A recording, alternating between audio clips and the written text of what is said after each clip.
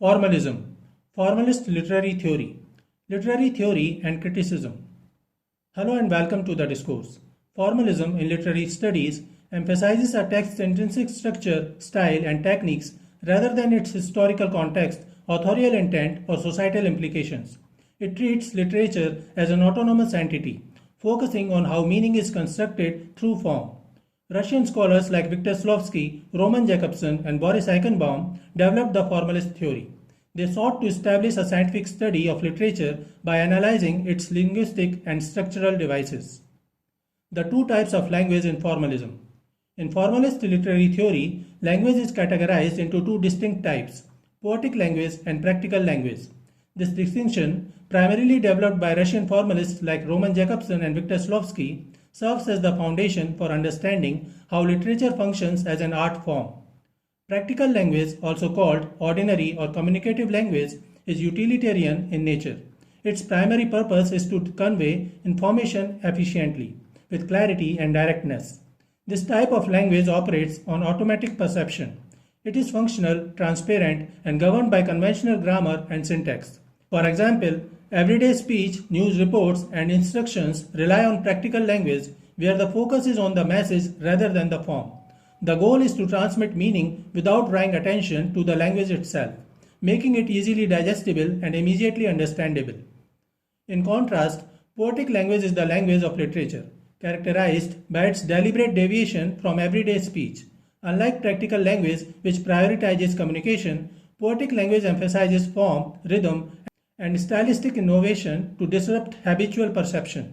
Techniques such as metaphor, unusual syntax, repetition, and sound patterning, alliteration, assonance, force the reader to slow down and engage with the text in a deeper, more conscious way. The formalists argued that poetic language defamiliarizes the familiar, making ordinary objects or experiences appear strange and new. For instance, in poetry, a simple flower might be described unexpectedly, not just as a yellow bloom, but as a golden host dancing in the breeze, transforming the mundane into something vivid and extraordinary. The Russian schools of formalism. The OPOJAZ, Society for the Study of Poetic Language, founded in St. Petersburg in 1916, was the radical core of Russian formalism, revolutionizing literary theory through its scientific analysis of literary devices.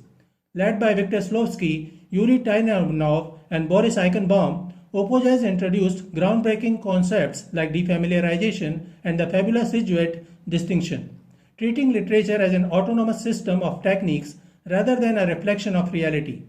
Their work focused intensely on how poetic language operates differently from everyday speech, emphasizing form over content. Though suppressed by the Soviet authorities in the 1930s for being bourgeois, OPOJAZ's ideas secretly influenced later structuralist and narratological approaches. The Moscow Linguistic Society, 1915 to 1924, while sharing OPOJAZ's formalist orientation, took a more linguistic and empirical approach to literary study. Centered around figures like Roman Jakobson and Grigory Vinokur, this group investigated the material properties of language, phonetics, grammar, and syntax, particularly in avant-garde poetry and futurist experiments. Their meetings became laboratories for analyzing how sound patterns and grammatical structures create poetic effects. Though short-lived due to political pressures, the society served as a crucial bridge between literary analysis and linguistics, with Jakobson carrying its methods first to Prague and later to international structuralism. The Prague Linguistic Circle transformed Russian formalist ideas into sophisticated structuralist system after many scholars fled Soviet repression.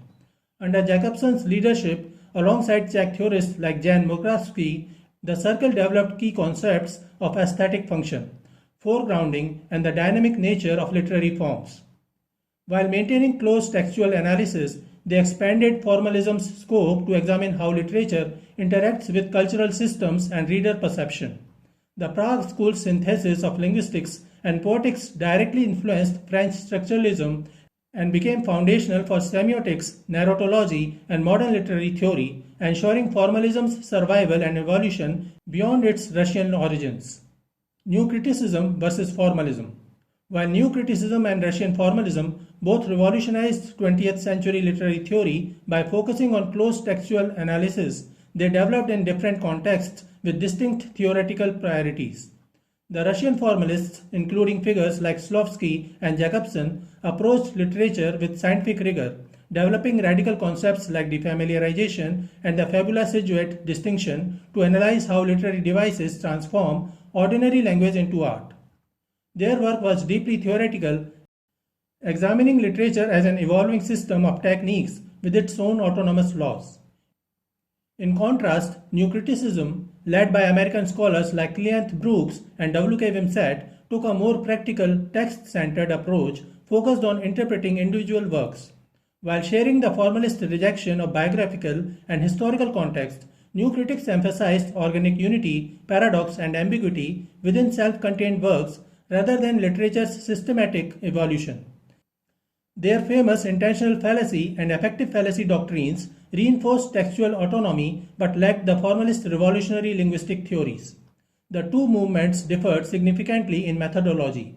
Where formalism sought to uncover universal literary mechanisms through technical analysis, New Criticism practiced close reading to reveal each text's unique complexity and aesthetic harmony. Both rejected extrinsic approaches, but while formalism influenced structuralism and narratology through its scientific framework, New Criticism's legacy lies primarily in its enduring close reading techniques that still shape literary pedagogy today. Defamiliarization and the Fabula Syuzhet distinction. The concept of defamiliarization stands as one of Russian formalism's most enduring contributions to literary theory.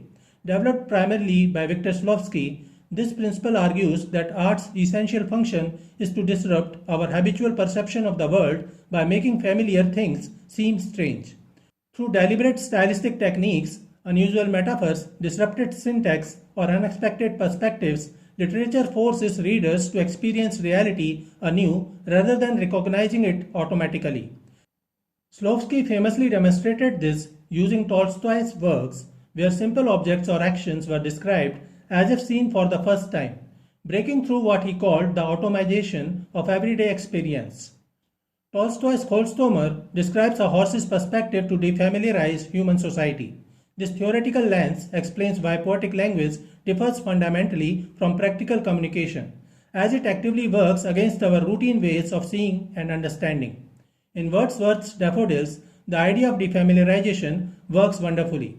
Wordsworth offers unexpected scale. Daffodils are not just flowers, they are a crowd, a host, terms usually used for people, and they dance, a human action given to plants. The speaker is described as a lonely cloud, an odd, inverted perspective. We expect clouds to be passive, not lonely. Wordsworth makes a common flower newly vivid by framing it as a living, almost supernatural spectacle.